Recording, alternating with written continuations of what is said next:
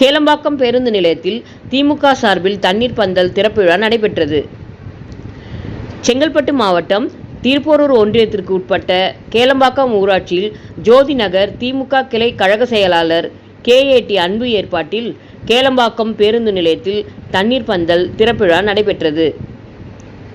இந்நிகழ்ச்சியில் சிறப்பு அழைப்பாளராக திருப்போரூர் திமுக ஒன்றிய பெருந்தலைவர் SRL இதயவர்மன் கலந்து கொண்டு தண்ணீர் பந்தலை ரிப்பன் வெட்டி திறந்து வைத்து பொதுமக்களுக்கு நீர்மோர், தர்பூசணி, இளநீர், நுங்கு மற்றும் பழ வகைகள், குளிர்பானங்கள் ஆகிய பொருட்களை பொதுமக்களுக்கு வழங்கினார்.